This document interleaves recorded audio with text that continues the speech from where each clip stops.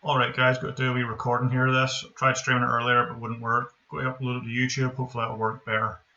Decals. What are decals? Decals are like little stickers that you can apply to your geometry. So we have here a poster, we also have some grime, some dirt, you could do cracks, you could do graffiti, gunshots, bloodstains, all that. They would all be decals. How do we create them? They're a wee bit different to creating other stuff in Unreal.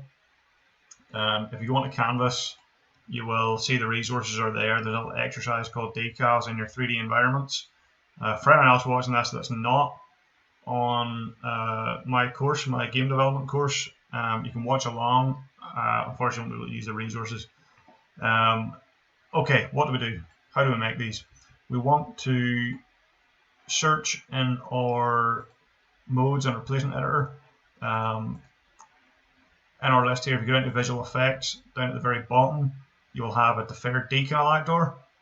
Alternatively, you can just search in here, decal, and that's it. We just drag and drop this into our land. I don't know why this is actually showing me that. It should come up with a blank one rather than the one with the poster already on it. Okay, why is it doing that? Everything works until I want to do it. Maybe if I deselect you. There we go. Okay, so that's why I've pre-made this material before. I had it selected there, and when I had that selected, it automatically applied that to the decal. Okay, that makes sense. But assuming we haven't done that yet, assuming we don't have our material, when we draw a deferred decal, you're going to get just a default texture in here. This will give you this is your decal. If I deselect that, you can see there we've got this kind of stone texture being applied to the ground. I select that again. I'll just select over here. I've got a few of these here. I'm just going to rename this. So right click, edit, rename, decal tutorial. That'll do. The way decals work, we have this green box, this green sort of wireframe cube. And if we lift this off the ground, you'll see that the decal isn't applied. But if we move that through the ground, you'll see the decal is applied to sort of the size of that box. How this works, we can move this around. We've got our three normal wee axes, X, Y, Z. But if you look, there's also a fourth one, this kind of violet arrow. If you think of your decal as being projected from, say, a light source, think of it as like a projection. This is the direction of that projection, so it's being projected straight down onto the surface. When we move this up, it's not hitting any surface, but when that cube bisects through an object, the projection will hit. A wee thing to note then, because it's going in that direction, Unreal likes your decals to only stick to one direction on the surface at a time. If I move this over to the wall, you can see here we're getting this weird stretching glitch. So we want to avoid that. We want our projections to be in one direction and one direction only.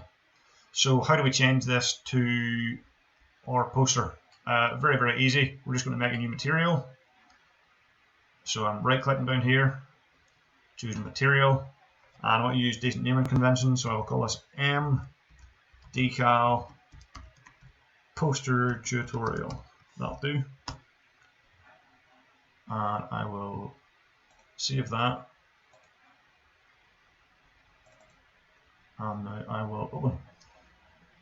So we've got our base material here. The first thing we'll do with our decals is we want to change it from the surface material domain. So that's our regular materials that we've used hundreds of times before just for texturing random objects. We want to change this from surface to deferred decal.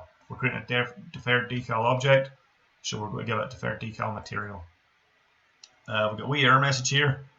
All that's saying is that we need to use a different blend mode over here. The default is again opaque. This is the one that we use without even thinking about it. I want to change it from opaque to translucent. It doesn't look like it makes any difference, but it gets rid of that wee error message for us. How do we create our decal? Easy enough. We're just going to right click here, add in a texture sample, and we are just going to add our poster. I've already got it imported in.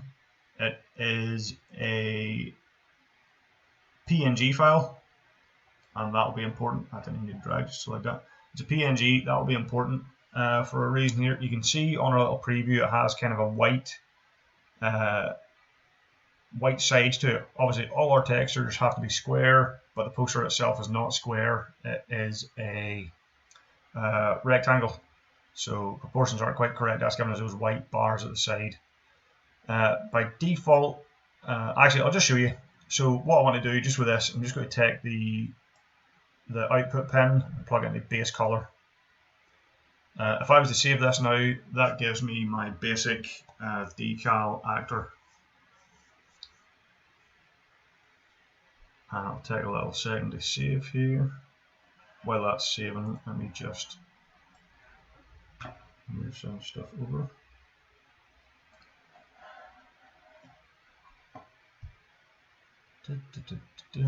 I hate Unreal.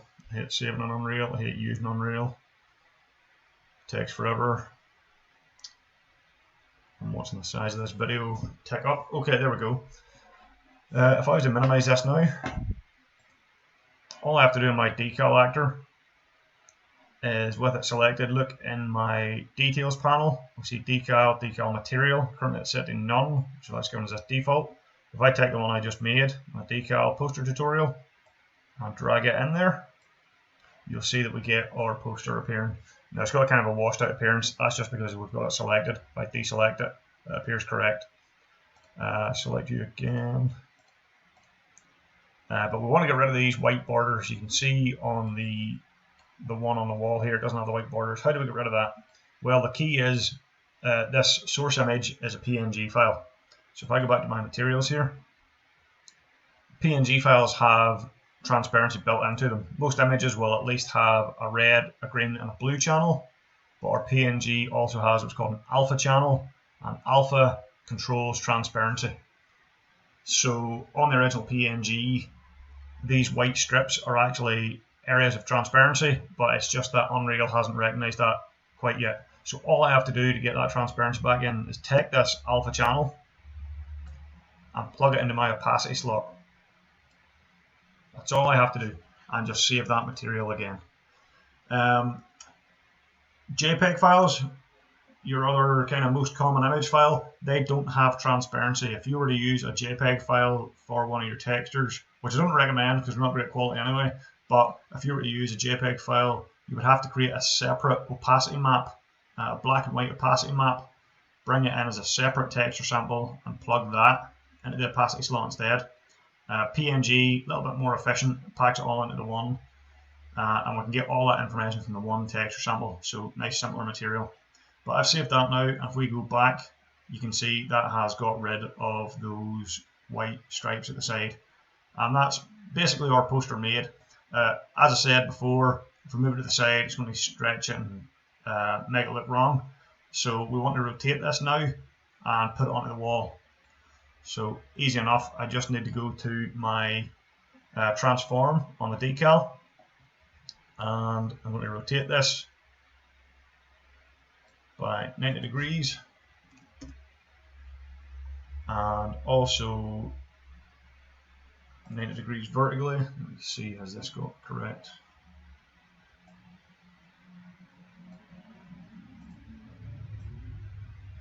There we go. Can never tell which axis is which. So the other thing is, it's far too big. We need to scale it down a wee bit. Easy enough to do that. We can go to your scale here if we want, and we can manually adjust this. Say 0.5, 0.5, and 0.5. We can do that. I'll just reposition this here. We can do that. I'm not the biggest fan of doing that though, because you have to type everything in manually. Whereas the rotation, you have these wee handles here, and you can rotate it however you want. I don't like the fact that scale doesn't have that. But if we scroll down, just down a wee bit further, we have decal size. And with that, we can just click and drag and sort of eyeball it. So you might find that a better option to use. And we can add just a wee bit of rotation in there. So if we were to copy this poster a few times, we could have it stuck on the wall. You'll notice there's a wee slight difference to this one is here. This one's appearing a wee bit brighter than this one. One thing that I could do here, if I know which one is it? Is it this one or this one? Let me just open this material. Nope, not that one. Oh yes, it is that one. The difference between those two is I've just also plugged the output into the emissive color as well, which kind of makes it a bit brighter, makes it glow a bit brighter. Sometimes if your decals aren't appearing quite correct, you can do that. You can plug it as well as plugging it into the base color, plug it into the emissive color. So your mileage will vary depending on what your texture is and what effect you're trying to create.